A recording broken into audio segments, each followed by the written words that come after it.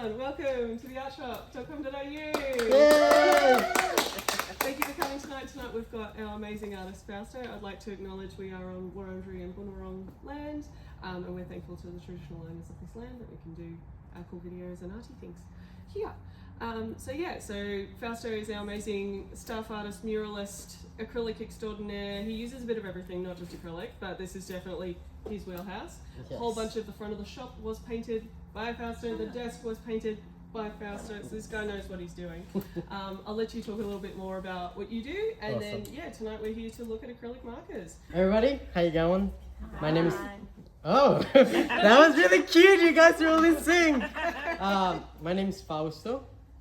Fuzzy is a nickname you can call me by right now if you want to ask me questions or anything like that. But yeah, my artist name is Fausto. So I'm a Colombian artist.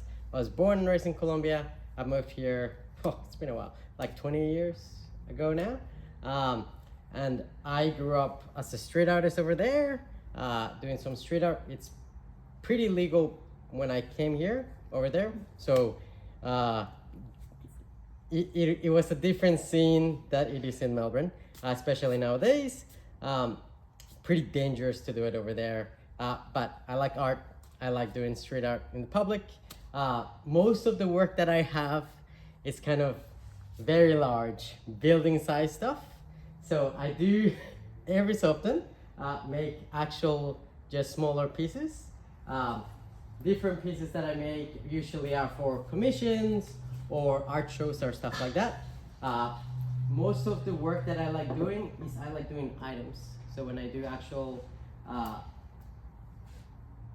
work that's smaller, I don't particularly like restricting myself to the standard canvas. Like gallery canvas, white walls is usually not my thing. I love when I put, as you can see, really bright, vibrant color. That's essentially what I'm known for in my work. And most of the time, I usually have anthropomorphic animals. That comes from my roots being Colombian. A lot of our ancestors and stuff depicted peoples and their gods usually as anthropomorphic animals. So animals with human connection. So I'll usually, most of my work will have characters that will embody that. Both the color, it's very South American, very bright, very colorful most of the time, as well as the anthropomorphic animals. So usually that's kind of my vibe. So that's what I like doing. I can do other stuff, but I like pretty cartoon characters. I like anime, I watch stuff, so all that stuff. I'm gonna get straight into it. That's just a little bit about myself. If you have other questions, you can ask me once we finish up. I'm gonna get straight into acrylic markers. So we're demoing Liquitex, POSCAs, and Pintors. A few things you need to know is POSCAs and Liquitex, they're both water-soluble acrylic markers. So usually the POSCAs will have a matte finish. The Liquitex vary, depends on which color you take. I'll explain all that later. The Pintors are actually an acrylic ink. Yeah, so they will have a glossy finish at the end. So once you finish them, that's what they're gonna do. Okay, I'll go to notes myself because I don't have a humongous good memory. So POSCAs have been around for 30 years. They come in 4 different tips. A fine tip, a 1 mil, a 3 mil, a 5 mil, an 8K, and a 17K. So 17K is this one, 8K, 5 mil, 3 mil. They also have a brush, which is pretty rad. And this new one, I forgot what it's called. Mop, which is essentially a big, kind of smooth surface marker. So with POSCAs, they come in 55 colors total, but they started with only 22. Usually they have 8 different sizes, as well as glitter, metallic, and fluorescent colors. Usually with them, they have like quite a rich pigment. And what I like about them mostly is that they have a really good valve valve mechanics in the inside. So a valve mechanic is just a spring-loaded mechanic that essentially pushes the ink out as you paint. So few things for the POSCAs to know that I have made mistakes before. It's my mistake corner here. So when I first started, one of the things to note is that when you leave it open, unsealed, so this still has paint in it, as you can hear it, POSCAs come with a little ball bearing on the inside, as well as the valve. That will let you keep the paint nice and solid, as in like it'll keep it constant. It's able to like dilute the paint more when you're able to prime it. A few things to note when you're using POSCAs or any paint markers. Make sure whenever you prime it, you gotta seal the cap properly, shake it really well. Make sure the cap is closed when you shake it. Yeah, try to shake it facing up, not down, because the valve's sitting at the bottom and the metal ball usually hits it. Over time, it'll damage your marker, but most often than not, it'll be pretty good. They're pretty hardy. These are set up mostly for graffiti artists. They're a Japanese brand, so they first came up promoting graffiti, which is weird because Japan has very little graffiti. It's at least it's very hard to graffiti over there. Once you have it open and stuff like that, if you don't close it properly, it'll dry up. So your tips, you can put this in water, just warm water, leave it overnight, and you're able to reuse it again after you prime it. But what happens when you don't do that is you can't use it again. Although you can switch to a new tip and then reuse it with a new tip. It's just the tips get damaged because they dry up. All the fibers get split up in them. These two are for me not closing them properly. You can hear them click usually. When you haven't done it, it's one of those kind of things that will damage the marker over time. Not super quickly, but it's just over time. You know, you leave it there for like a month, you come back to it, it's dried. You need to replace the tip. Good thing with POSCAs is usually if you have one tip and you've destroyed it, you can, where's my POSCAs and Liquitex, they have a tip that you can actually remove, seal it up again, and then you can just use it again after priming it. Again, old markers, that's why they're on my left side. So once you've got the markers, you can actually just use them. They prime pretty good. So priming a marker, pretty easy. You shake the marker. This priming technique works on all three of the markers. That's why I'm only showing you one. It's the same thing you do for all three. You shake it up for about 20 seconds or so. You can be really vigorous on it. Liquitex usually has a ball bearing. POSCAs has a ball bearing. Pintors do not. But the difference is Pintor is an acrylic ink. These two are acrylic water-soluble paint. Okay, that's the reason why they have the little ball bearing. Yeah, usually ink, as long as you keep that cap closed, the ink will stay water, essentially. It won't dry out. Okay, once you've prepped it properly, make sure you press on it down. You only need to press like this when you're priming the marker. As you can see on the side here, I usually have a spare sheet where that's my primer sheet. So I just got something different. You can do it on that. As you can see from my clothes, I'm too lazy to do it anywhere else. You can do two different methods. Some people will say prime it quickly. I would say don't prime it that quickly. Yeah, you run the risk of breaking the valve through because you're pushing too hard. You're better off just doing simple, even 2 or 3, and you can see that it's happening and you can put it through straight away. So priming, check. With the POSCAs, they have the 3M and 3M. They have replaceable nibs. The 1, 3, 5, 7, 8, and 17 have replaceable. So this and this have reversible nibs. So it means you can take the nib out from the inside and turn it around.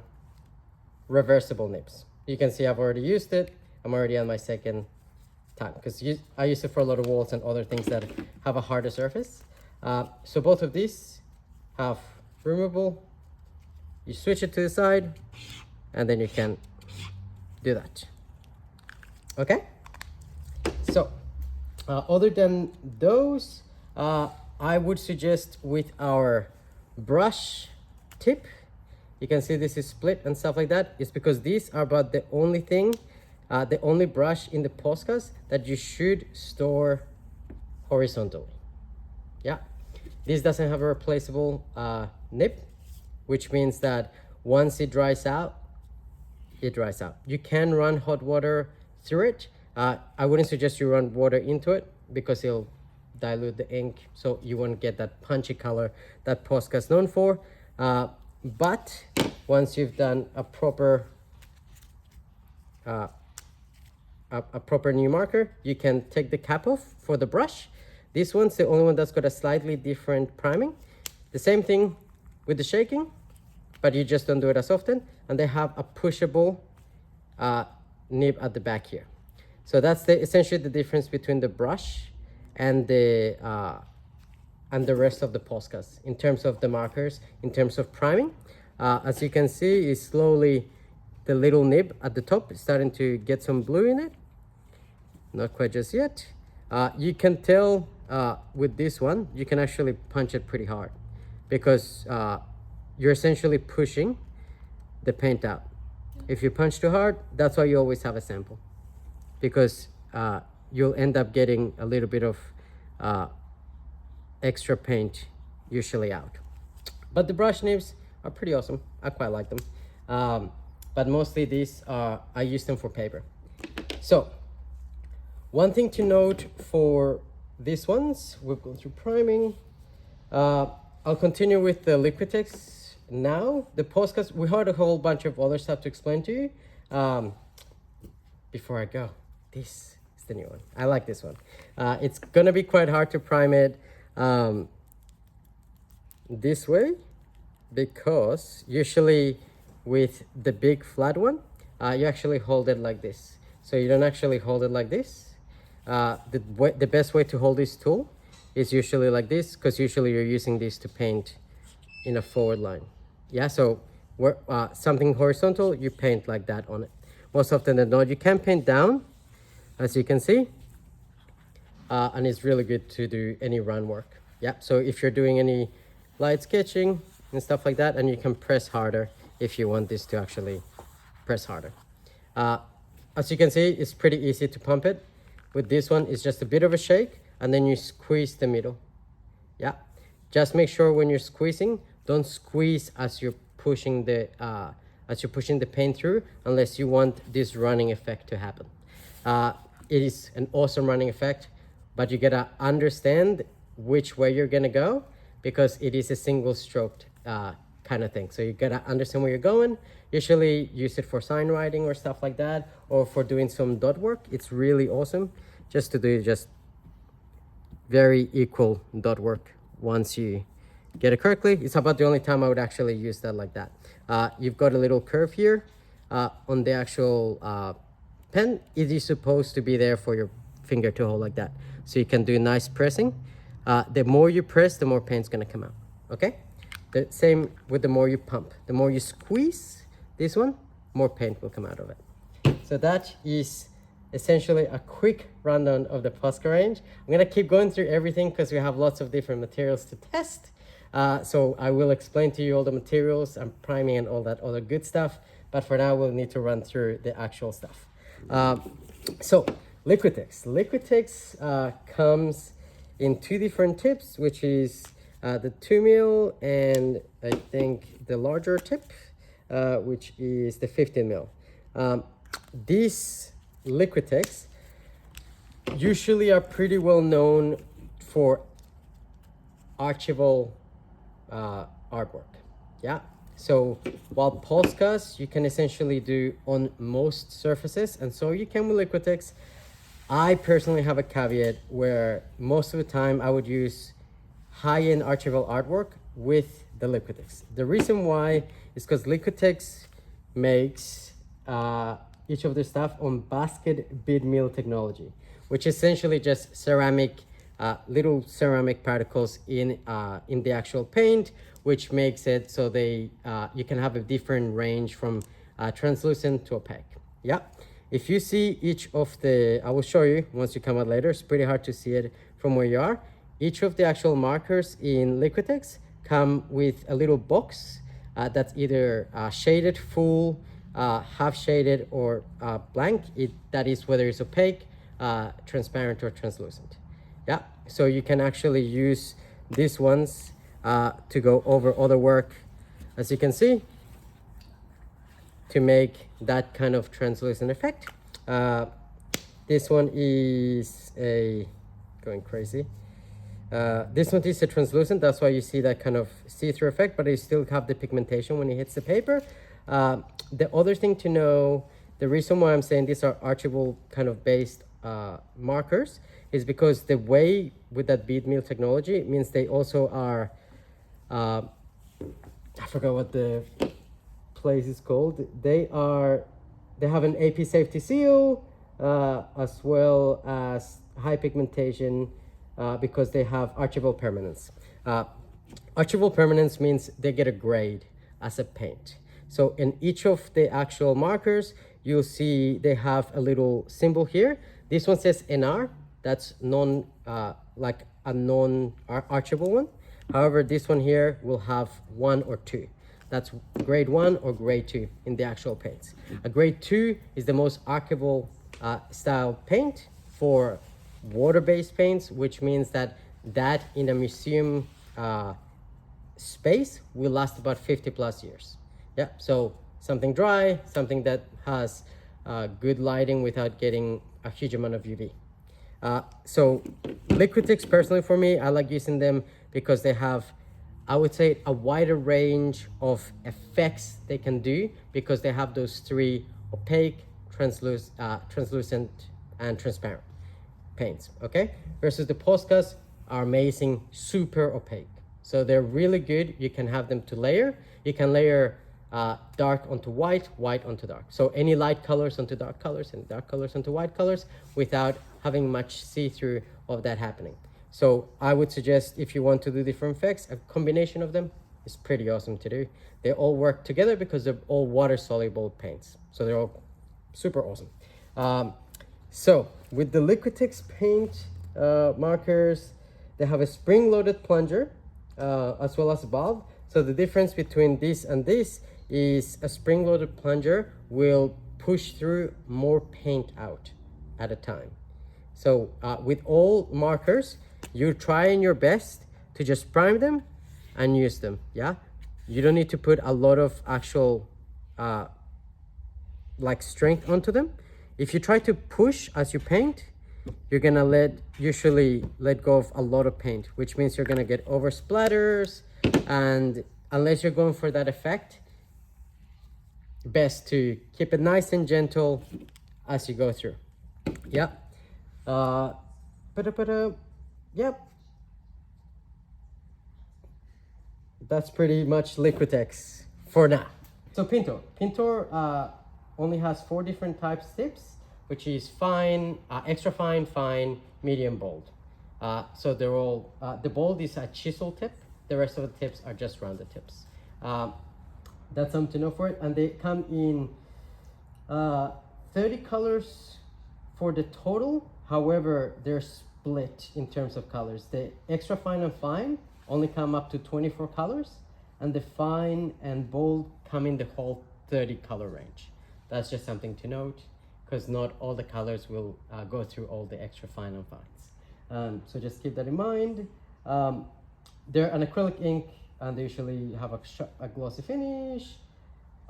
With these ones, especially with the Pintors, they're the only ones I would suggest you store them horizontally for all of them, because they're acrylic ink. If you have, if you store facing up, your tip's gonna dry. These don't have replaceable tips.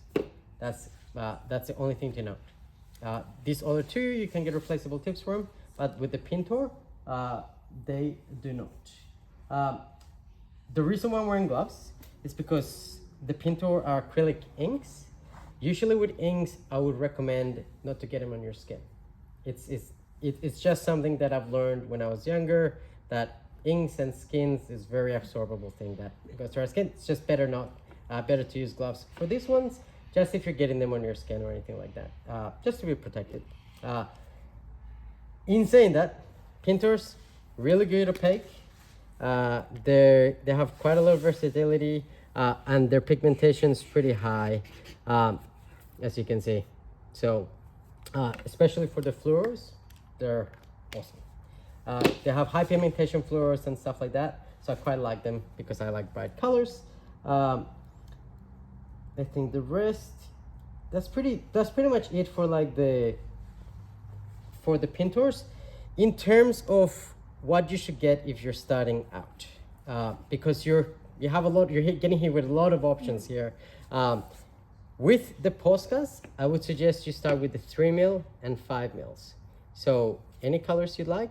They usually mean you got the rounded tips. The reason why that's good is because you're starting out, you're gonna go through tips a lot quicker until you figure out how much to push through in what you're doing.